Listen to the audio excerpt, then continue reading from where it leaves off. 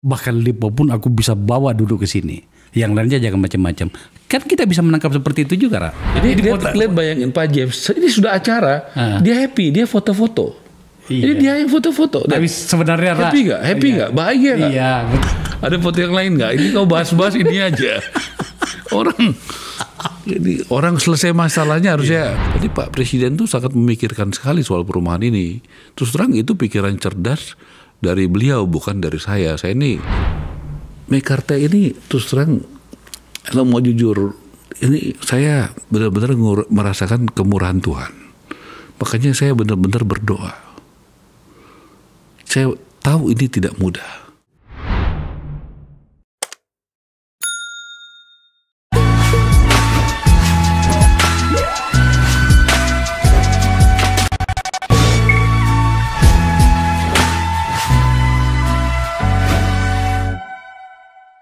Relasi antara konsumen dan pengembang itu kadangkala menjadi problem. Soalnya saya pernah juga seperti itu. Tapi ada sebuah peristiwa pada pada level elit itu berakhir happy ending, kira-kira begitulah. Apa yang saya maksud? Menteri Perumahan Rakyat Marwarar Sirait itu berhasil membawa Lipo Group, pengembang Meikarta, sebuah konglomerasi yang membangun super proyek di sekitar seberang Jakarta. Luar biasa. Dan menterinya harus saya bawa ke sini. Pak Menteri, saya menerima banyak permintaan untuk mengundang Anda loh untuk itu. Kan saya selalu prioritaskan selama badan sehat, waktu cocok, walaupun tengah malam gini saya selalu datang kan, menghormati Pak Akbar kan. Itu yang gua suka tuh. Tapi supaya diskusi kita menjadi lancar, coba putarkan beberapa video dan foto. Dan kau akan menggenapi seluruh rencanamu, bahkan kau memakai orang-orang seperti kami yang lemah, yang tidak layak, menjadi bagian untuk memberkati masyarakat, memberkati bangsa. Yang sangat berharap ada solusi dari pertemuan ini. James, John, boleh sekali ini ikut saya. You bayarkan. Oke, John? Siapa? Tangan kau. John, makasih. James, thank you. Thank you. Boleh nggak saya minta waktunya beresin, tentu Pak John perlu waktu. 3 bulan cukup ya? Iya. 3 bulan dari sekarang tanggal berapa? Ya, apakah saya mencari solusi atau mau menyalahkan Lipo gitu? Sama tadi saya mencari solusi dengan Pak James atau menghantam-hantam Lipo, Pak? Sudah lama ya. Cari solusi. Ya? Alamat. Terima kasih ya. Ya. Tuhan Yesus yang baik. Hari ini saya sebagai menteri, sebagai pejabat negara, tidak mungkin ada pertemuan ini tanpa Tuhan Yesus. Birokrasi bisa bekerja dengan cepat, efektif, dan bersih di kementerian kita. Salaman dulu sama Pak James, yuk. Salaman. Terima kasih ya. Ya. Ya. Senang nggak hari ini? Ya. Salaman sama Pak James, sama Pak John ya. Oke. Ini foto-fotonya. Kenapa istimewa peristiwa ini, para pemirsa? Karena ada banyak tautan, seperti pembukaan saya tadi. Proyek Meikarta itu dalam catatan kami di sini mungkin ya, itu adalah mega proyek, nilainya saya dengar sampai ratusan triliun. Sayangnya itu kemudian, maaf, kita harus menggunakan kata mangkrak. Saya sudah berusaha untuk menghubungi Pak James, teman saya juga, pada sebuah nomor yang saya pegang, karena beberapa kali kami bersentuhan dulu. Tapi tampaknya belum ada waktu barangkali untuk merespon. Ya sudah, saya ajak Pak Menterinya untuk bicara. Pak Menteri, Anda sadar nggak apa yang Anda lakukan ini bisa menjadi semacam oase bagi, istilah saya tadi, relasi antara konsumen dengan pengembang yang kadang-kadang bermasalah? Ya, Bung Akbar ya, sahabat saya, terima kasih undangannya. Dan saya senang juga tadi Bung Akbar sudah juga fair mengundang Pak James dan saya. Ya, jadi saya juga senang situasi begitu, dan mungkin penjelasan saya juga suatu saat bisa ada balance gitu ya. Karena media kan memang begitu ya. Jadi relasi antara pengembang dan konsumen di Indonesia berdasarkan dari Yayasan Lembaga Konsumen Indonesia dan juga Badan Konsumen Negara yang saya sudah tanya, ajak ngobrol, itu termasuk paling tinggi adalah pengaduan di bidang perumahan. Dan saya tanya juga yang paling banyak soal Meikarta. Jadi kami kan ditugaskan Pak Prabowo sebagai Menteri Perumahan dan Kawasan Pemukiman, termasuk diantaranya mengurus kawasan pemukiman, permasalahan antara pengembang, developer dan konsumennya. Tentu kami sudah membuat namanya 911 benar PKP, jadi benar PKP, supaya kalau di luar negeri kan kita orang 911 ada masalah. Nah, kami karena tadi udah banyak sekali laporan, tapi kok kayaknya negara nggak hadir gitu. Ya kita cobalah mempelajari bagaimana dan bagaimana mencoba menyelesaikan masalah ini, memediasi masalah ini dengan adil, dengan fair, dengan dialog, kan begitu. Dan tentunya dengan doa ya, kita mulai acara ini dengan doa. Saya memimpin doa dan saya minta izin semua, boleh nggak saya berdoa secara Kristen Protestan? Boleh, kita doa. Kemudian juga kita dialog, boleh kesepakatan. Dan terakhir saya juga minta Pak James berdoa secara Kristen juga, dan Pak James berkenan berdoa. Dan sebelumnya pas datang ke pertemuan itu, ya saya minta Pak James juga salaman-salaman dan kepada konsumen Meikarta. Jadi supaya ada situasi yang juga baik, salaman. Dan saya minta, saya buatlah kayak kita dulu di Senayan kan ada tatipnya dikit-dikit, bahwa kita mimpin rapat ini, saya mimpin, setuju, jangan gaduh, jangan ada ini ya, menjaga ketertiban, kalau ada ya kita tegas, semua setuju. Jadi ya, tapi saya merasa ini ada kuasa Tuhan yang bekerja, sehingga ya Pak James, Pak John juga mau datang, kemudian juga nggak lama rapatnya, paling nggak nyampe sekitar sejam paling lama ya. Padahal ini kan dua kubu yang sangat bertolak belakang selama ini ya. Ada demo berkali-kali di sosial media juga bisa dilihat bagaimana konsumennya. Saya rasa juga saya sampaikan kepada John Riyadi, anaknya Pak James ya, penting untuk menjaga kepercayaan, reputasi jangka panjang, dan ya adalah ini langkah pertama kan. Yang kan nanti yang sesudah itu ada juga beberapa yang kemarin laporannya belum melengkapi, nanti kami kasih waktu untuk melengkapi dan nanti kita bahas kembali. Ya,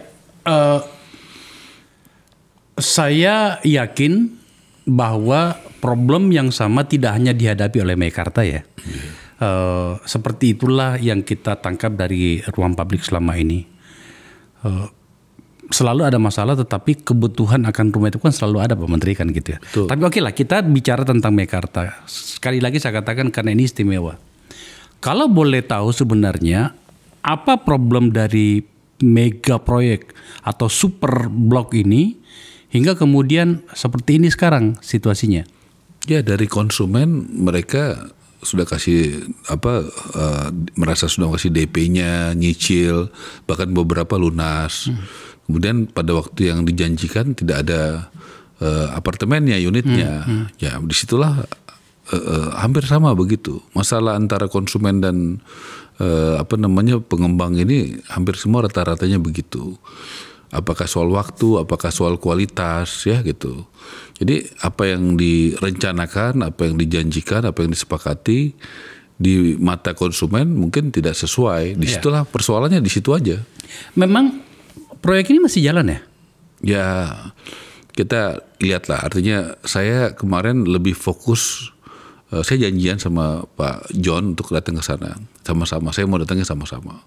Yang saya fokus adalah begitu banyak pengaduan ke tempat kami dan juga ke Badan Konsumen, ke Yayasan Konsumen juga dulu teman-teman di DPR juga sudah mencoba membantu ya menyelesaikan sebagian masalahnya, dan ya kita sinergi lah. DPR juga sudah bagus bekerja ya, dan ini juga kita kalau nggak salah dulu Bung Andre ya dari Gerindra ya, dia juga membantu menyelesaikan masalah ini, dan kita juga membantu menyelesaikan, kan itu bagus. DPR juga sebagai wakil rakyat, kita juga sebagai pemerintah ya bahu membahu menyelesaikan masalah ini. Sambil membicarakan problem ini, sebab kita punya waktu beberapa waktu ke belakang nantinya untuk membahas ini. Tapi gini, saya ingin fair ya, kita harus fair dalam membicarakan ini. Tadi kan undang Pak James juga kan? Ya, maksud saya begini, atas nama bisnis ada pihak yang mengambil inisiatif untuk mencari jalan keluar penyediaan rumah atau apartemen. Dalam hal ini adalah Meikarta atau Lipo Group. Dan itu kan seperti yang sudah berkali-kali saya sampaikan tadi, itu adalah proyek yang luar biasa sekali. Saya dengar angka ratusan triliun. Nah, kenapa sampai saya tanya tadi Pak Menteri, ini apakah proyek ini masih jalan atau tidak? Sebab di bayangan saya berkali-kali saya ke Bandung itu, saya lihat di sebelah kiri itu belum seperti yang pernah iklan yang mereka di sebuah media besar itu ya. Apakah mereka sedang kesulitan atau gimana Pak Menteri? Terus terang saya tidak masuk kepada apakah mereka Meikarta kesulitan atau tidak. Yang saya mau sampaikan ada konsumen yang sudah menyampaikan data-datanya juga karena sudah diverifikasi di kantor kami, angkanya sekian, ya kan? Ada yang kemarin itu sekitar 26 miliar, ya. Kemudian ini bukti-buktinya, kemudian disampaikan, terus bagaimana daripada respon dan pertanggungjawaban dari Meikarta. Dan saya rasa kemarin responnya bagus. Buktinya menyanggupi, bahkan saya kasih 3 bulan, kemudian Pak James menyampaikan pendapat kalau bisa kita akan mau lebih cepat, tapi dokumennya dia minta untuk bisa diselesaikan lebih cepat. Catatan yang kami punya di sini ada 16.000 unit apartemen. Kalau dari kesepakatannya yang Anda mediasi itu antara pengembang dalam hal ini Meikarta dengan konsumen itu hanya tanda petik hanya 26,8 miliar. Artinya sebenarnya catatan itu dari mana? Kami ambil dari poin-poin pertemuan Pak Menteri dengan Pak James Riyadi ini. Kalau dari kami itu, tapi yang 100.000 itu dari mana? Tadi kan ada 100.000. 16.000 itu dari mana? Ini ada memang catatan dari apa tentang sumbernya ada nggak? Meikarta itu. Bukan ada sumber informasinya apakah? Kita ambil dari media ini. Oke. Nah kalau saya kan ini sumbernya dari konsumen. Bukan, yang bermasalah bukan 16.000, tetapi total yang akan dibangun Meikarta itu seperti catatannya ada 16.000 unit apartemen. Oke. Kira-kira gitu. Yang dari situ yang akan dibangun. Yang akan dibangun, dan itu katanya menyelesaikan penyerahan unit tersisa hingga akhir 2025. Sudah dekat sih ya. Tetapi intinya adalah Anda mengambil inisiatif untuk menyelesaikan masalah ini. Di sisi Meikarta sendiri ini penting. Sebab menyangkut dengan kepercayaan konsumen terhadap mereka kan.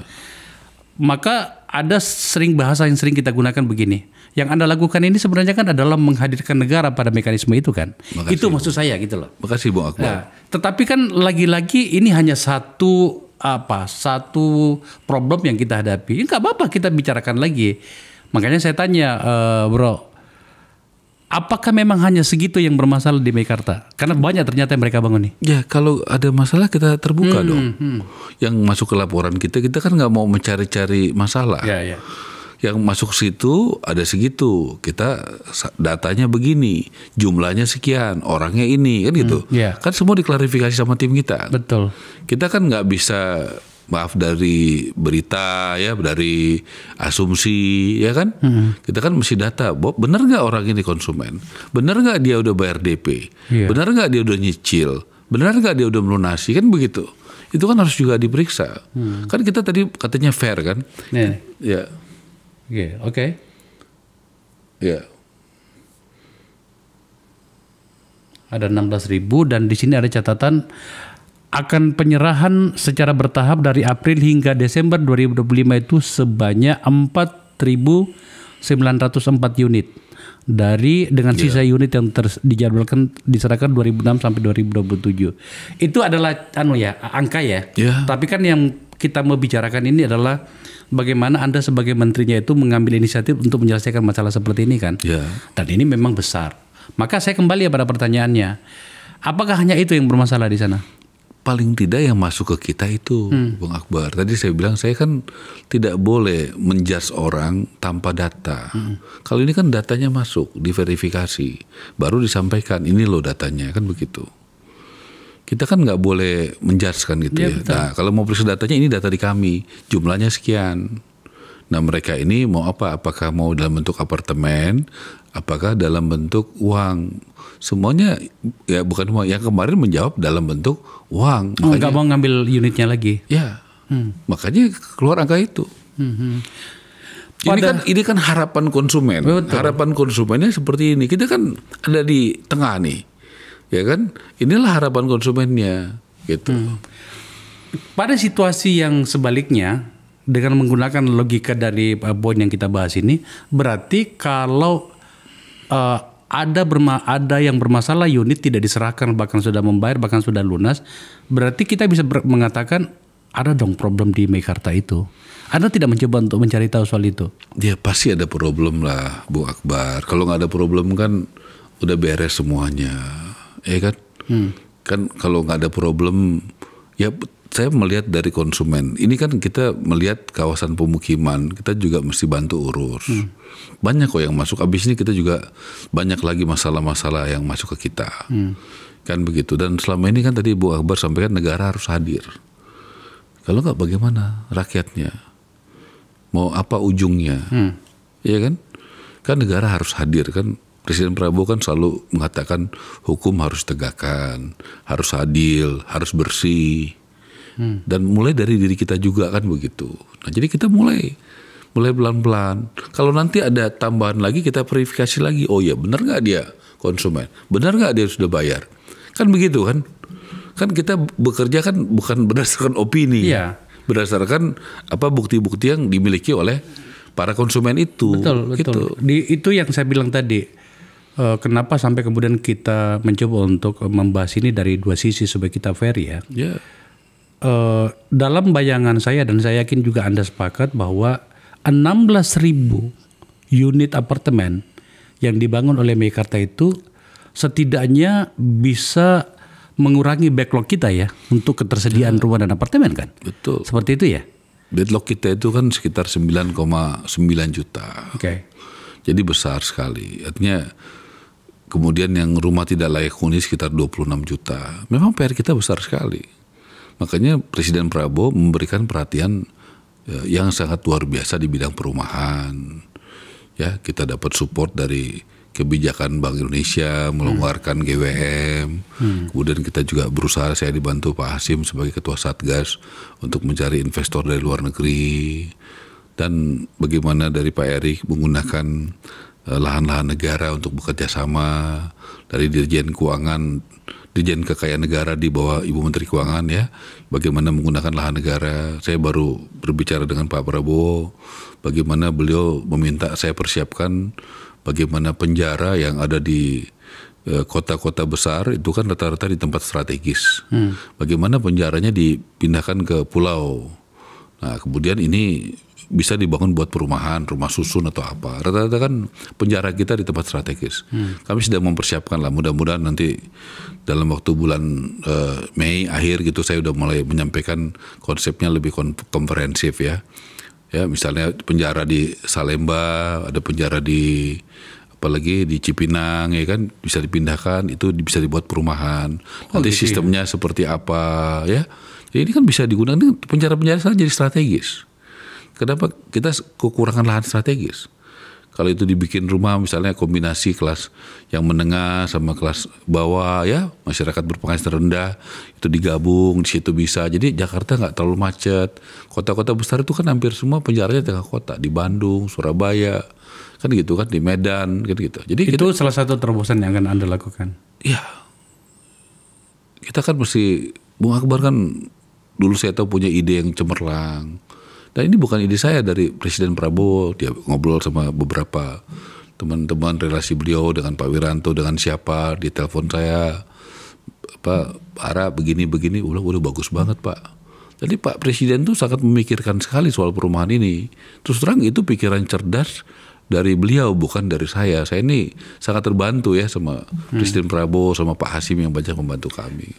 Kita punya waktu untuk membahas beberapa terobosan dari kementerian yang Anda pimpin nanti, Bro.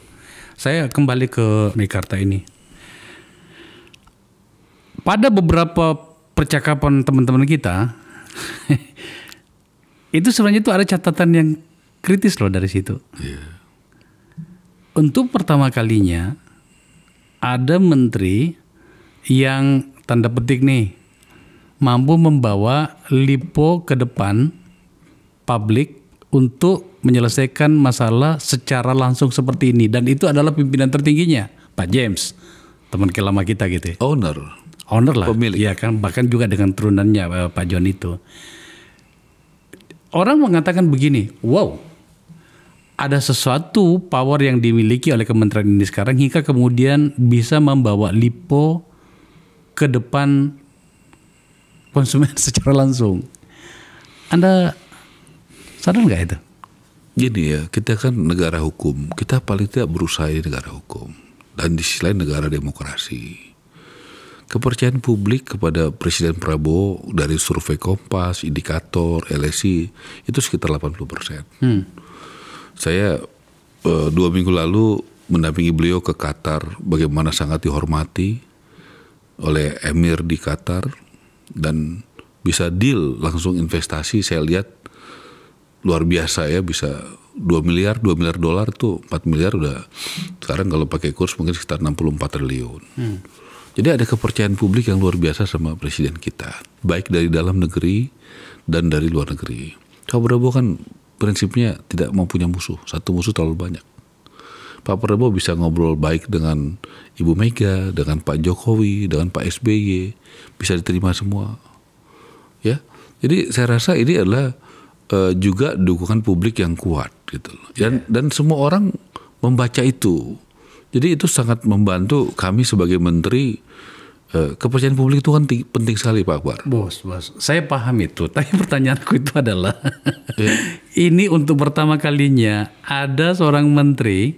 Ya maksudnya apa sih kau? Itu kan karena kepercayaan publik kepada Pak Prabowo tinggi kan gitu. Kepada presiden. Saya kan hanya pembantu presiden. Hanya menteri aja. Ya kan? Orang itu yang dipercaya publik kan adalah presidennya. Saya kan menikmati daripada kepercayaan publik yang begitu tinggi dan besar kepada Presiden Prabowo. Kita kerja ini ya jadi ya terus terang ya kita bener aja kerja gitu loh, sesuai aturan, sesuai apa kan, jadi kita bekerja ringan. Coba kalau kita punya sebagai menteri yang punya presiden yang kepercayaan publiknya rendah, repot sekali itu Bung Akbar. Iya. Ya kan? Karena nggak dipercaya publik presidennya. Iya. Saya setuju itu, Bro. Tapi kan ini forum politik ya, you tahu lah. You kan narasumber utama di forum ini. Saya nggak ngerti alur politiknya LIPO ya. Saya nggak ngerti. Tapi ada juga bahasa kawan-kawan kita juga yang mengatakan gini. Ara berani sama LIPO. Berani gak juga pada kelompok yang lain yang mungkin bukan afiliasi kekuasaan dengan Anda atau dengan presiden yang sekarang? Saya rasa Bapak Presiden sudah menegaskan siapapun tidak ada yang kebal hukum di negara ini. Bung Akbar tahu bagaimana apa yang menyangkut soal di Pertamina, soal minyak, kan gitu. Yang kami sudah angkat itu. Yang tidak tersentuh pun selama ini tegas Bapak Presiden dan Kejaksaan Agung, ya. Kemudian juga kepolisian, KPK. Kemudian juga misalnya pejabat-pejabat negara setingkat dirjen sudah ada yang harus mempertanggungjawabkan tindakannya kan gitu. Dan menurut saya itu yang benar gitu loh. Selalu Pak Prabowo kan sampaikan bersih-bersih itu dimulai dari diri kita sendiri. Bagaimana kita membersihkan orang lain kalau kita tidak bersih? Kan itu yang selalu beliau katakan. Dan ini waktunya ayo kita bersih-bersih. Kan sering sekali presiden pidato begitu gitu sama kita ini dan terbuka loh ke publik. Dan dia buktikan bahwa dia lakukan bersih-bersih itu siapapun. Saya rasa kita bolehlah berharap saat ini ada kepastian hukum di bawah Presiden Prabowo. Artinya siapapun yang bersalah, baik secara posisi ya politik, hukum, ekonomi itu di bawah atau paling atas, ya dia harus bertanggung jawab siapapun. Saya pikir ini yang kita mau capaikan itu. Ya. Saya sedang mencoba untuk mempercayai situasi dan apa yang Anda lakukan ini, bro. Saya kenal Anda lah. Maksudnya sedang berusaha mempercayai. Iya, bahwa ini sebenarnya Anda sedang mengirim sinyal kepada para pihak. Kira-kira begini pesannya, bro, kalian. Bahkan Lipo pun aku bisa bawa duduk ke sini. Yang lainnya jangan macam-macam. Kan kita bisa menangkap seperti itu juga, Ra. Tadi kan kita lihat bagaimana Pak James datang, ya. Kita lihat tuh fotonya ini bisa ditayangkan kan teman-teman ya. Nah kita lihat ini pas pertama datang ini bukan, ini udah mau akhir itu foto di belakang bapak saya yang salaman. Bapak saya mengajarkan politik itu suci, Pak Sabam Sirait, membela yang benar dan membantu yang lemah. Itu ada kata-katanya di situ. Gitu. Nah, ini lihat bayangin Pak James, ini sudah acara, dia happy, dia foto-foto. Ini dia yang foto-foto. Tapi sebenarnya happy nggak, bahagia nggak? Iya, betul tahu. Saya tidak membantah itu. Ini awalnya, ini pas ketemu awal di meja saya kan, baru kita pindah ke meja besar. Sebenarnya yang foto yang paling ikonik di sini itu tahu nggak yang mana? Yang mana itu kan? Ini, bro. Oh. Kenapa ikonik itu? Itu loh. Ini Kompas, Pak. Saya undang Kompas khusus. Kenapa? Karena Kompas saya bilang, Kompas ini sering membantu mengiklankan soal Mekarta. Ya ini datang Wapemretnya, Mas Tri ya. Dan saya duduk satu-satunya media yang duduk di meja saya dan di meja besar itu Kompas. Jadi saya mau menyampaikan, ayo dong, yuk fair dong untuk menjelaskan ini. Dulu Anda banyak memberitakan soal Mekarta. Ya kan, mengiklankan Mekarta. Dan tentunya juga secara komersial mendapatkan uang dari Mekarta. Ya kan, mana mungkin ada bayar iklan banyak gitu gratis kan? Dan sering nggak waktu itu Kompas? Oh iya, luar biasa. Sering sekali kan? Halaman depan dan belakang. Nah, saya bilang, ayo dong, yuk ini banyak konsumen, yuk tolong juga beritakan bagaimana penanganannya masalah itu. Nah itu, jadi ini duduknya di depan saya minta Kompas. Jadi ini ada dua meja ya, ini meja ruang kerja saya, meja ke saya. Meja tempat saya ini nulis-nulis dan meja panjang gitu. Ini di ruangan yang sama. Iya, kita udah lihat itu. Tapi sebenarnya sayangnya saya tidak terlalu terbiasa untuk. Ini Akbar ini itu Pak James ya tuh. Sampai dia foto happy ya. Lihat kan happy. Ya harus happy, bro. Ya harus happy. Paham kan maksud saya? Ya, gimana? Ada foto yang lain nggak? Ini kau bahas-bahas ini aja. Orang selesai masalahnya harusnya Bang Akbar sampaikan ya kan, ini adalah kabar baik, ada kepastian kepastian hukum ya. Saya akan berusaha untuk mengundang juga Pak James ke sini. Harus loh, biar fair. Biar fair gitu ya. Oke. Tadi katanya Pak James diundang juga. Iya, artinya saya akan berusaha agar kemudian ini fair situasinya. Oke, kita hormati apa yang. Dari tadi ada yang saya nggak fair gitu sampai. Enggak fair juga. Fair. Tahu saya protes ini fair. Iya, ini udah fair. Saya cuma ingin mengatakan foto itu ikonik banget itu. Oke. Seperti yang saya sampaikan tadi, ini pasti banyak masalah kan. Dan tertib ya, nggak ada maki-maki, nggak ada marah-marah. Ya, nggak ada satu kata pun nggak ada. Kita berdoa sebelum acara. Sudah acara saya minta Pak James berdoa. Mungkin juga sudah para konsumen itu udah capek marah, udah bertahun-tahun mereka marah soalnya itu bro. Udahlah ini kalau bukan karena kuasa Tuhan, kemurahan Tuhan nggak bisa lah berjalan begini. Oke. Sekarang kita kembangkan pembicaraan kita. Ini hanya baru satu Mekarta. Saya pastikan situasi yang sama itu juga terjadi di tempat lain. Kebetulan saja Mekarta besar, seperti yang saya sampaikan tadi. Dan laporan paling banyak perumahan ya mengenai konsumen. Boleh dicek deh sama konsumen. Orang saya dapat dari teman-teman, Mekarta, ya? dari Yayasan Konsumen dan dari Badan Konsumen itu kan dua yang berbeda. Badan Konsumen kan badan negara, Yayasan Konsumen kan bukan, itu dari masyarakat. Dua-duanya mengatakan perumahan tuh sangat besar masalah laporannya. Sekarang kita harus menjawab pertanyaan orang mengatakan gini. Iya bang, iya Pak Akbar, Pak Menteri, itu Mekarta. Setidaknya sudah kita baca itu. Bagaimana dengan yang lain? Maka kemudian saya mau bertanya, apakah Anda akan melembagakan model penyelesaian sengketa antara konsumen dengan pengembang seperti ini? Kita punya cara tentu berbeda menghadapi situasi yang berbeda. Tidak mungkin semuanya harus menteri yang tanganin. Karena ini paling besar ya menterinya turun tangan. Nggak, ya kan ada skalanya, Bar. Itu yang sehari-hari menangani namanya Dirjen Kawasan Pemukiman. Namanya Pak Fitra. Di situ termasuk soal sengketa antara pengembang dengan konsumen. Itu. Dia yang mencapai dengan timnya itu 2 minggu 3 minggu mereka kerja keras memverifikasi data apa semua, kan begitu.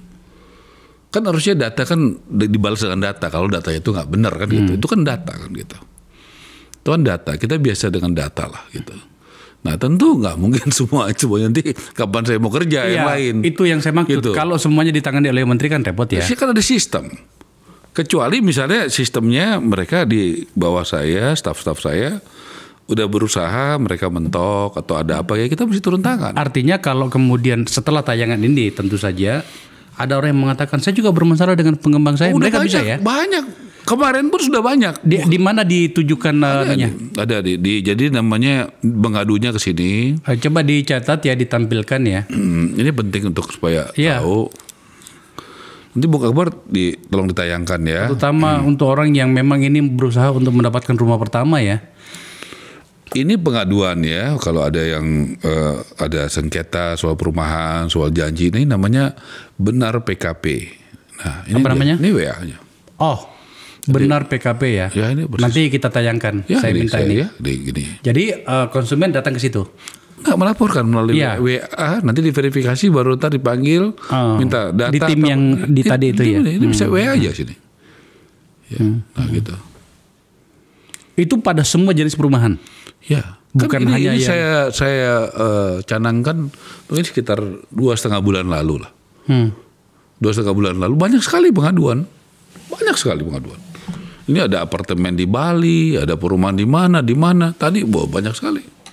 Kalau bicara, tapi masalahnya, aku kan ngurusin perumahan dan kawasan pemukiman. Terus kalau masalah-masalah ini kan bukan soal membangun rumah aja. Betul. Iya kan? Nah kita mau biarkan, enggak kan? Pada tingkat identifikasinya ada nggak pengembang yang mendapatkan sanksi dari Anda karena lalai pada kesepakatan dengan konsumen? Ini kan baru pertama kami menangani. Ini yang pertama menangani yang paling banyak. Ini ya? Ya betul. Oke. Itu ada itu. Bisa dicek, boleh dicoba kok. Gitu ya. Dan orang-orangnya penuh dedikasi ya, saya terima kasih tuh. Kemarin saya ajak makan habis acara itu mereka capek kerja, saya ajak makan makanan Padang di Sabang itu Natrabu itu. Pada kurang tidur semua mereka itu. Berapa hari. Kita sudah acara itu sekitar jam 7 kita makan malam sama-sama. Ya, itu yang saya sampaikan tadi. Ini juga perlu publik tahu ini. Karena ini masalah yang apa ya? Katakanlah saya kalau bekerja ya, untuk mendapatkan rumah pertama itu kan ingat di masa-masa awal-awal kita di Jakarta bro kan. Kalau sekarang kan Bu Akbar rumahnya udah 5 kali kan. Asal tahu lah. Ya udah sekarang kan rumah kelima. Ini untuk bagian ini gue bilangin total gitu kan. Oke, itu salah ada, ya, salah bukan 5 ya, 7 ya. 7. Tapi nggak ada yang di Menteng. Oke. Ya. Saya ngomong apa tadi gitu kan. Jadi ada peluang untuk ada sanksi kepada para pengembang yang lalai kepada itu. Kita kan ada udah ada undang-undang, nanti kita akan juga buat badan bagaimana hunian berimbang. Udah ada semuanya. Kita mau jalankan itu. yang selama ini undang-undangnya nggak dijalankan. Ya, bagaimana misalnya bangun rumah 1 mewah harus 2 sedang, 3 rumah sederhana. Sudah ada itu. Kita udah bersurat kok ke Sekretariat Negara, timnya apanya kita udah siapkan. Yang selama ini nggak dijalankan. Oh gitu. Bagus undang-undangnya itu. Udahlah, kita nggak usah cari masalah yang udah lewat ya. Cuma saya ini sebenarnya mau menjalankan undang-undang aja, aturan aja. Boleh dicek lah, apa omongan saya benar apa enggak. Sudah ada itu, kita udah kaji kok. Nah, kita bentar lagi bikin tim, sudah disetujui kan bikin tim pansel, strukturnya, apanya. Kan ini keadilan. Keadilan itu kan juga soal rumah. Pengembang itu kan juga masih berkeadilan dia. Dia bangun misalnya rumah mewahnya 1, Bung Akbar, harusnya dia bangun rumah sedang, yang menengahnya 2, rumah sederhananya 3. Itu kan kita harus berkeadilan. Pak Prabowo ini kan pikirannya selalu ya pasal 33. Ya, bicara soal kekayaan untuk rakyat, ya kekayaan alam kita, keadilan. Saya rasa ideologi dari Pak Prabowo itu adalah pasal 33 Undang-Undang Dasar 45. Saya sudah bukan anggota DPR lagi, bro. Ya kita sama-sama lah. Tetapi masih sering didatangin orang untuk membantu problemnya dengan pengembang.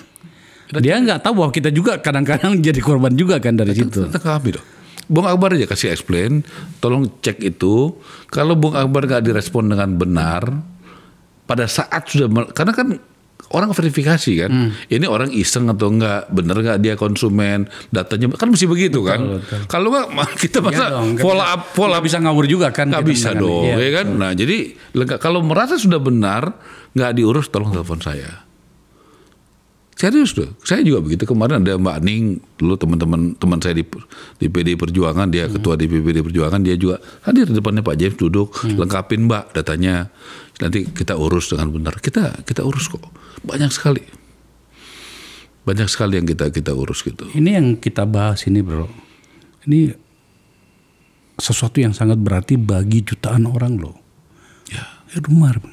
Bagaimana dia menyimpan keluarganya di situ, dia mendidik anak-anaknya di situ, dan kemudian dipermainkan oleh pengembang yang nakal, itu luar biasa sebenarnya. Bung Akbar ini kan punya idealisme. Dulu Bung Akbar sama Gus Bakun, Andi Rahmat, Chandra, termasuk sejen saya di Gerindra sekarang, Bu Sani. Dulu kita kawannya Bu Sani, sekarang Bu Sani bos saya kan gitu.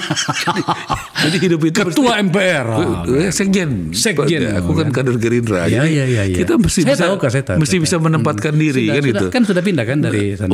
Sudah saya pamit baik-baik ya gitu. Kalau Bung nggak pamit. Kalau saya pamit baik-baik. Kalau itu masih ingat saya, dia tidak pamit ini. Mulai lagi dah. Kalau jadi kita sudah pernah memulai mengkoreksi anak-anak muda dulu tim 9 kan bagus. Kan tidak ada personal kan? Ya ada personal. Ya, semuanya ada aturan, ada data, bukti kan begitu. Dan membuktikan bahwa kebenaran, keadilan itu bisa ditegakkan gitu loh di negara ini. Oleh waktu itu sekelompok kecil anak muda yang sangat kecil sekali jumlahnya di DPR dan mendapatkan dukungan yang sangat luas. Saya masih ingat Bu Akbar ajak saya nonton PSM di Makassar itu, waduh, nggak bisa masuk kita itu ke dalam itu kan, ya kan, dikenalkan. Masih ingat kan itu datang nonton PSM main kan? Nanti kalau masih saya tayangkan fotonya nanti gitu. Kita kembali ke laptop. Jadi informasi yang bagus ini akan menjadi harapan bagi banyak orang loh ya. Saya berharap anak buahnya Pak Menteri Marwarar Sirait ini di tim yang diminta untuk membantu konsumen yang bermasalah dengan pengembang itu betul-betul bekerja dengan baik nantinya ya. Ya, dan kita harus perhatikan mereka, Bar. Mereka kerja siang malam, kadang luar jam kerja, lembur segala macam ya. Banyaklah anak-anak muda bagus kok di perumahan ini yang punya idealisme. Saya terus terang sebagai menteri salut saya lihat mereka gitu. Mereka juga beberapa kan ibu-ibu ya, masih tanggung jawab keluarga, pulang malam, masih begadang. Saya yakin juga penonton ini akan memberi harapan, bro. Kira-kira bahasanya begini. Bahkan sekelas Lipo pun Anda sudah bisa tanda petik memaksanya untuk datang duduk, bernegosiasi dan menyelesaikannya dengan para konsumen. Itu berita bagus. Artinya yang lainnya akan terselesaikan juga. Doain, Pak. Kira-kira seperti itu. Doain. Oke. Mohon doanya. Kita dapat poinnya. Sekarang saya menuju ke akhir dari diskusi kita. 3 juta. Ya. Saya mendengarkan informasi bahwa program apa sih namanya dari berbagai perusahaan itu, berbagai pihak itu, CSR itu untuk perumahan yang Anda ajak kerjasama itu sudah sampai 500 miliar ya? Ya sekitar itu nilainya. Nilainya ya. Siapa saja mereka berhak untuk mendapatkan kehormatan disebutkan di forum ini, bro? Mereka saja siapa gitu? Ternyata Pak Akbar juga pasti tahu, ya. Dari Buddha Suci melalui Buddha Suci ya? Buddha Suci Pak Agwan itu 2.000 rumah renovasi. 2.000 rumah renovasi itu rumahnya itu harus ditentukan oleh itu kementerian. Rata-rata angkanya sekitar mungkin antara 30 sampai 50 juta per rumah. Jadi 500 di Banten, 500 di Jakarta, 500 di Jawa Barat, 500 di Jawa Tengah. Itu dari Pak Agwan. Ya, Buddha Suci. Yayasan Buddha Suci. Iya, di mana Pak yang koordinir Pak Agwan. Kemudian itu gratis. Renovasi. Jadi rumah yang tidak layak huni itu kita punya kan, yang pertama kita urus di banyak kok dokumentasinya di Johar Baru di Tanah Tinggi. Itu ada ibu-ibu satu rumah itu 2 kali 3 meter tingkat sih. 2 kali 3 meter tingkat, tapi isinya bisa 12 orang. Wah, itu luar biasa itu. Nah, itu. Banyak yang seperti itu. Oh, bayangin, Bar. Nah, itu dari Monas paling jauh 15 menit. Dari Monas Senin kan. Iya, nah, 15 menit. Kasihan ya. Jakarta Pusat gitu loh. Oke, dari Buddha Suci. Yang lainnya? Dari Pak Prayogo Barito 1.000 rumah. Renovasi ya. Ini renovasi. Saya bicara renovasi ya. Kita renovasi itu dia di Banten sama karena dia tempatnya kan di Banten, dia industrinya ya, Chandra Asih, dan di Jakarta 500. Kemudian kalau yang renovasi dari Mas Anin ketum itu Kadin bersama Thomas yang ngurusin perumahannya 500. Itu 200 di Jakarta, 300 dia menyebar, ada NTT, ada Bubble sebagainya. Nah, kalau yang bangun, yang udah jadi dari Harum Energi, Pak Lawrence Barki, dia sudah selesaikan 30 rumah panggung di Muara Angke dan kasih 1 ambulans buat rakyat di sana. Dan dia akan bergerak mudah-mudahan bulan depan akan mulai bangun, tapi selesainya mungkin 3 bulan lagi itu rumah panggung ya. Karena di Muara Angke dulu Pak Prabowo waktu jadi Menteri Pertahanan dia membantu 200 rumah pakai uang pribadi loh, bukan sebagai uang negara. 200 rumah. Nah, ternyata masih ada yang kurang 30 ya, belum dapat ya warga di sana. Di rumah panggung itu ke atas supaya kalau ada ombak ada nggak banjir gitu. Itu dekat pantai betul. Nah, kemudian dia pindah ke Subang, dia akan bangun lagi berapa puluh. Nah, kemudian yang sedang membangun Pak Boy itu di Kalimantan Selatan, di Adaru, lokasi tambangnya Adaru, Boy Tohir ya, maksudnya 500 rumah. Kemudian Pak Agwan sedang membangun 250 rumah di Tangerang. Kemudian Berau, Kalimantan Timur ya, itu Pak Fuganto 500 rumah di Berau. Jadi total berapa rumah sekarang? Kemudian yang akan itu yang sedang berjalan ya, tapi belum selesai. Yang akan jalan Astra 250 rumah lagi. Nah, kemudian saya dengar, nanti saya konfirmasi, ada tambahan tadi Dirjen saya mengatakan ada tambahan buat renovasi 2.000 rumah. Renovasi ya, tambahan 2.000 rumah. Saya pengen tahu renovasi rumah itu seperti apa posisinya? Maksud saya begini, pertanyaannya begini. Apakah mereka si tokoh yang melakukan renovasi itu yang menentukan, atau Anda sebagai menteri yang menunjuk mengatakan ini yang direnovasi? Kalau di Jakarta pasti melibatkan itu dari awal 3 kali Pak Agwan sana, ketemu dengan lurahnya, camatnya, wali kotanya, bahkan sampai RW-nya pun RT-nya datang. Bagus sekali, koordinasinya mereka bagus. Nah, kita berharap begitu. Tentu yang tahu lapangan kan teman-teman yang di lapangan ya, dan itu koordinasi bagus. Boleh dicek deh. Apa yang direnovasi ya tergantung. Ya kadang-kadang dia punya nggak ada buat udara itu ventilasi. Kadang-kadang temboknya udah retak-retak. Kadang-kadang catnya udah rusak. Itu nilainya rata-rata renovasi itu antara 30 juta sampai 50 juta per rumah. Sambil memberikan penghormatan kepada orang-orang yang baik hati ini dan apresiasi kepada Anda karena mampu memediasi situasi ini, karena Anda menterinya, ada pertanyaan kritis sebenarnya Pak Menteri yang menyangkut dengan ini.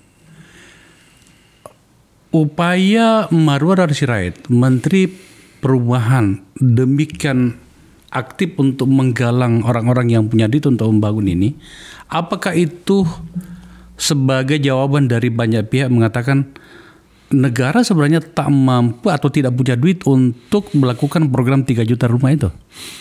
Kita kan slogannya gotong royong membangun rumah untuk rakyat. Gotong royong itu artinya bersama-sama. Oke. Dan ini bisa dikatakan rata-rata yang membantukan orang yang sudah sangat sukses secara ekonomi. Dan membantu rakyat kecil. Dan turun tangan langsung. Ya. Nah, menurut saya ini harus dicontoh gerakan ini ya, gerakan yang menurut saya akan sangat bagus ya. Ini saya ngomong apa adanya. Misalnya Buddha Suci datang kemarin ke Tanah Tinggi, ke Johar Baru, itu mayoritas teman-teman kita keturunan Tionghoa, berbaur dengan ratusan bahkan mungkin ribuan warga, sama-sama gitu. Ya ngobrol apa sama-sama silaturahmi. Ini kan Indonesia yang mau kita capai. Indonesia bersama dan aman gitu. Ini kan bagus gitu loh Bang Akbar. Oh bagus. Menurut saya kita mulai gitu. Ya kalau kita tidak mulai ini saya rasa salah gitu. Ya kan isunya kan perhatian, kesenjangan sosial. Ya kan? Nah ini kan jawaban, gotong royong ini adalah jawaban dari masalah kesenjangan ini. Kan begitu. Nah kita sudah mulai ini, dan sektor perumahan Bung Akbar itu pengaruhnya terhadap pertumbuhan ekonomi besar. Pasti. Kenapa? Karena banyak sekali industri yang terkait. Saya sebut aja 8 ya. Ubin, cat, ya kan. Kemudian ada besi, ada kaca, baja ringan, aluminium. Belum lagi yang transportasinya, supir-supir, dia bawa angkutan pasir segala macam, semen, ibu-ibu yang dagang di warung, berapa banyak ini. Jadi ini kita gerakan gitu dengan masif. Dan ini cuma satu, penting kepercayaan. Makanya kami tidak terima uang. Jadi mereka bangun sendiri ya, kalau ada yang ngisi sendiri ya, karena nggak semua ngisi kan, beda-beda kan, banyak orang bantu kan. Dan ini rumah gratis. Kalau yang tadi dibangun itu gratis. Jangan salah ya, kalau rumah subsidi itu ada anggarannya 220.000, tetapi itu bayar. Tetapi disubsidi bunganya 5% flat selama 15 tahun, 20 tahun. Kan begitu. Maka tadi saya tanya di sini, kalau rumah subsidi kita juga sekarang untuk pertama kali bagi dari awal 20.000 buat petani, 20.000 buat nelayan, 20.000 buat buruh, 20.000 buat tenaga migran. Saya mulai 2 minggu lalu sosialisasi di Qatar itu, Pak Dubes bagus memfasilitasi. Kemudian buat wartawan kita berikan 1.000. Wartawan nih silakan bersuara kritis, ya, tidak untuk membungkam wartawan. Tetapi di satu sisi dia punya hak juga sebagai warga negara asal memenuhi syarat MBR, masyarakat berpenghasilan rendah. Untuk Jakarta baru saya naikin, tadinya kan 7-8 juta, sekarang 14 juta. Kenapa kita hitung inflasi? Kalau di satu keluarga dia ada bapak, ada istri, ada anak 2, 14 juta saya rasa itu penghasilan yang rendah. Kalau soal itu kita udah clear itu bro. Termasuk juga niat-niat baik dari para pihak itu. Tapi ada pertanyaan tadi yang perlu kita ketahui ya, bahwa apakah memang upaya Anda untuk mencari sedemikian banyak orang-orang baik untuk membangun ini, karena memang secara APBN, secara uang kita dari negara untuk melakukan itu, Anda punya program 3 juta itu, memang tak ada dananya atau tidak cukup untuk itu? Oh, kalau kita dari APBN sangat jelas. Dari 3 juta kita target per tahun membangun dan renovasi. Membangun dan renovasi ya, jangan salah ya. Tentu kalau anggaran yang tersedia dari APBN itu tidak sampai 300.000. Berapa sih uang dari ya itu totalnya untuk pembiayaan ya, FLPP dan membangun. Itu nggak sampai 300.000. Tentu kita sebagai menteri kan tidak boleh kalah dari masalah ini. Oh, iya. Harus berjuang, harus kreatif. Saya kan punya presiden yang sangat optimis. Saya sebagai menteri juga harus optimis, percaya diri. Ya termasuk kita mencari investasi. Kemarin di Qatar saya bertemu dengan Ooredoo, ya saya ketemu dengan Standard Chartered di luar jadwal resmi kenegaraan. Jadi supaya kita bagaimana juga mencari jalan keluar. Bagaimana nanti lahan-lahan negara bisa penjara ini bisa kerjasama dengan pengembang siapa. Kita kan juga kalau anggaran negara dari Berapa sekarang untuk dari APBN untuk kementerian? kalau kementeriannya 3, sekian, buat pembiayaan 220 ribu rumah itu udah ada pembiayaannya dari APBN. Itu saya pikir paling sekitar 30-an triliun. 30 triliun. Ya itu hanya bisa tadi saya katakan maksimal 220 mungkin 270 ribu rumah lah. Sisanya kita mesti berusaha. Iya. Kata yang paling cocok untuk itu harus kreatif ya. Beda dulu. Dulu itu kementerian teknis. Apakah pernah dulu mohon maaf ya, berpikir misalnya dulu di kementerian sebelum saya untuk mencari investasi? Pernah dengar nggak? Nggak pernah kan? Pernah nggak berpikiran untuk mengupayakan CSR? Nggak pernah kan? Terus apa kita mau kalah dengan situasi ini? Iya. Kita kan nggak boleh situasi ini kalah. Kita kan berjuang. Betul. Kan begitu. Masa Bung Akbar saya menyerah, nanti Bung Akbar malu punya teman yang Cocok itu. ya gitu. Kita harus berjuang dong. Harus kreatif, bisa dipercaya, sinergi, kolaborasi. Kan itu pilihannya. Pertanyaan terakhir, Bro. Apa kesulitan utama Anda mengelola semua program yang luar biasa ini? Apalagi ada angka 3 juta itu yang kemudian Anda harus melakukan berbagai cara agar program besar ini tidak terabaikan. SDM ya. Saya sudah melantik eselon 1 saya 8. Dari 8 itu 7 dari luar. Ada dari kejaksaan, ada dari kepolisian, ada dari Depdagri, ada dari Pemda DKI, ada dari dulu pernah di lingkungan hidup, ada dari perbankan, gitu ya. Saya akan lantik 7 lagi. Dan 7-7-nya dari luar. Jadi 15 eselon 1 saya, 14 dari luar. Menyamakan pikiran, ya, persepsi, strategi, kemudian aksi. Tadi baru saya brief eselon 1 saya, kita punya tujuan, nomor 1, dalam mencapai tujuan kita identifikasi masalah. Masalah itu kadang dari dalam dan dari luar. Kadang kita menganggap masalah itu dari dalam kita. Padahal itu sebenarnya masalah utamanya. Kita tidak mampu, kita tidak percaya diri, kita tidak punya networking, kita tidak ngerti aturan.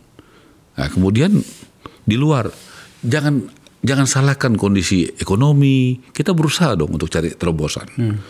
Jadi sudah tujuan, tadi target sudah ada, identifikasi masalah, strategi. Strateginya apa? Ya strateginya tadi mencari pendanaan, dapat dukungan dari Presiden, dari Bank Indonesia, Departemen Keuangan, DPR. Kami mendapatkan dukungan dari Bank Indonesia yang luar biasa. Mungkin dalam waktu dekat akan diumumkan resmi. Nanti tunggulah tanggal mainnya. Lahan, nomor 1 pendanaan. Tadi Bank Indonesia support. 2 lahan. Lahan tadi dapat dari kejaksaan. KPK juga mau kirim tanah-tanah yang disita KPK. Kemudian dari Bank Tanah, dari Pak Erik BUMN, kemudian Pak Erik temannya Pak Akbar itu. Kemudian satu lagi Pak Erik kasih dari PTP, dari kereta api gitu ya, Perumnas gitu. Dan juga dari Departemen Keuangan, dari Dirjen Kekayaan Negara. Itu tanah yang paling bagus itu sampai hari ini number 1 itu ada di Lipo Karawaci. 3,5 hektar lebih lah, kurang lebih. Kenapa? Persis sebelah lapangan golf, jalannya besar, tidak ada yang menghuni, sudah ada kampus besar, udah ada sekolah besar. Itu punya siapa? Itu saya XBLBI.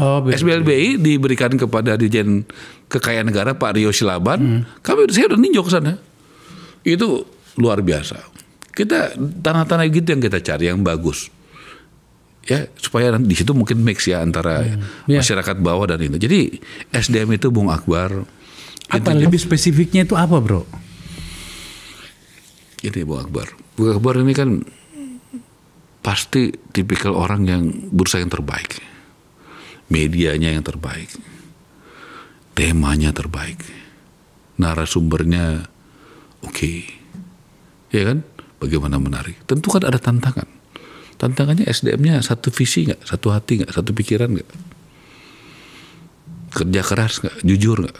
Kan itu kan perlu waktu. Gitu. Problem orang macam-macam. Ada orang pintar tapi mungkin kurang jujur. Ada orang jujur tapi kurang pintar. Ada orang pintar dan jujur tapi kurang rajin. Ada orang pintar kurang rajin tapi mungkin mentalnya dalam tekanan nggak bisa.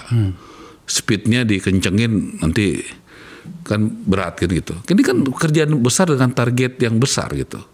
Saya salut eselon 1, 2, 3, 4 kadang-kadang ya lembur, kadang-kadang Sabtu Minggu juga kerja gitu kan. Saya melihat ada perubahan luar biasa di kementerian kami, karena kementerian kami ini mungkin mirip KPK 25 tahun lalu pada saat dibentuk. Kan dulu KPK kan ada dari kepolisian, dari kejaksaan, ada mungkin dari BPKP, ada dari masyarakat, aktivis kan. Kami ini dari berbagai sumber. Kan dulu kan dari dirjen, satu dirjen, sekarang dirjennya aja ada 4. Irjennya 1, sekjen 1, staf khususnya 5, kemudian staf ahlinya ada 4. Jadi totalnya tuh ya 15 orang Pak. Dari satu dirjen, yang satu eselon 1 menjadi 15 eselon 1, bayangin. Dengan target 3 juta. Dengan target 3 juta. Dengan anggaran negara yang terbatas. Kenapa sih kita, maaf ya, saya nggak pernah mau melihat kesulitan itu mematahkan langkah kita. Kalau ada orang yang seperti itu, saya rasa Bung Akbar dan saya bukan orangnya. Bagaimana kesulitan itu kita doa dan kerja. Dan saya percaya tidak ada yang mustahil bersama Tuhan. Selama kita kerja benar, tekun, jujur. Jadi kalau jangan memulai sesuatu tuh dengan pesimis gitu Bung Akbar. Dulu kan Bung Akbar kita mulai Pansus Senturi, anak-anak muda tim 9. Banyak yang pesimis di DPR? Semuanya. Banyak yang pesimis di luar. Tapi dengan doa, kerjasama, bisa kan? Bisa berhasil kan? Jadi menurut saya mungkin semangat dulu dengan Bung Akbar, teman-teman Pak Muzani, yang sekarang bos saya ya kan, Pak Bambang ya kan, itu kita tularkan lah. Itu ya. Jadi tidak ada yang mustahil bersama Tuhan dengan kerja keras dan doa. Sudah dimulai dari Meikarta. Meikarta ini terus terang, kalau mau jujur, ini saya benar-benar merasakan kemurahan Tuhan. Makanya saya benar-benar berdoa. Saya tahu ini tidak mudah. Tapi saya berdoa dan wibawa Presiden Prabowo itu luar biasa. Saya bertemu Pak Prabowo 2 minggu lalu di Qatar. Saya laporkan sama beliau soal beberapa masalah dan beberapa hal yang saya kerjakan. Saya ngobrol kurang lebih 2 jam sama beliau. Ya ada Pak Hasim juga di situ. Ya, dan beliau dukung. Jadi termasuk dengan Meikarta ini ya? Ya, soal Meikarta saya laporkan. Oh, jadi Presiden tahu tentang LIPO ini? 100%. Oke. Bro. 100% tahu. Makasih ya. Saya terima kasih. Perlulah menurut saya teman-teman Anda, anggota kabinet, menjelaskan banyak hal kepada publik. Dan saya menyediakan diri. Pak Menteri Pertanian juga sudah hadir gitu ya. Itu pertanian kerja keras luar biasa. Iya, juga Bang Zulkifli Hasan, Pak Menko sudah. Tapi yang lainnya juga itu kan ada beberapa kementerian itu kita. Nanti saya kasih tahu Pak Erik ya. Pak Erik siapa lagi yang perlu dikasih tahu? Pak Bahlil ya. Nanti saya bisa kasih tahu. Beberapa mereka. Ini maksudnya apa sih ngomong gini? Supaya datang ke sini. Inilah kita kasih tahu. Nanti saya kasih Pak Rosan dan Antara ya. Dan Antara juga saya udah bilang sama Pak Rosan, bro coba kita ngomong gini. Tapi apapun namanya Pak Menteri, saya menghargai apa yang Anda telah, sedang dan akan lakukan. Makasih. Sebab menurut saya situasi kita ini kan tidak sedang dalam seperti biasanya di tahun-tahun yang lalu ya. Saya tidak mau mengatakan nggak mau baik-baik kata Indonesia gelap gitu atau tidak baik-baik. Indonesia cerah. Jangan kau bilang Indonesia gelap. Nah, itu yang saya maksud tadi, kenapa sampai saya tidak menggunakan itu karena pasti disergap gitu kan. Itu enggak lah Bar. Kita dengan situasi begini lihat pasar modal kita juga sudah membaik. Betul. Ya kan? Ya, nilai tukar kita juga sudah mulai membaik. Saya sudah menyediakan beberapa tema di mana kemudian saya bantu kepada pemerintah untuk menyampaikan apa yang harus disampaikan. Sebab dan Presiden yang saya hormati ya dari Pak Prabowo ya, dia mengakui bahwa ada model komunikasi yang tidak pas. Itu harus kita hargai loh. Dan Anda datang ke sini meskipun sekarang udah pukul berapa gitu ya, itu saya hormati betul Bro. Lagi-lagi terima kasih ya. Bung Akbar tadi telepon jam 7 malam, jam 5 sore ya, jam 5 7 ya. Bayangin ya, saya langsung ya, undang sama-sama. Jadi kita nggak ada birokrasi kan. Pemirsa ini nggak ada ajudan kan. Nah kami ngambil gambar jam 1 malam, selesai jam 2 malam gitu kan. 2:11. 2:11. Lagi-lagi Bro, terima kasih ya. Aku yang terima kasih. Ya, brother. Sampaikan salam ke teman-teman semua di sana. Oke. Pemirsa, itu dia. Saya harus selalu mengundang sahabat-sahabat saya terutama yang ada di kabinet. Begitulah seharusnya. Kita berhak dong untuk mengetahui apa yang dilakukan. Dan yang dilakukan oleh Pak Ara. Dan saya yakin suatu saat Bung Akbar ada di kabinet. Ya, tinggal soal waktu aja. Kadang-kadang gitu kan. Amin aja lah. Tapi yang saya mau katakan adalah yang barusan dilakukan, yang tema kita ini adalah sesuatu yang betul-betul dekat dengan masyarakat kita. Sering terjadi. Saya pernah juga bermasalah dengan itu. Kita harus merawat Indonesia dengan cara dan model yang telah kita sepakati. Termasuk dengan cara ini. Terima kasih telah menyaksikan percakapan ini.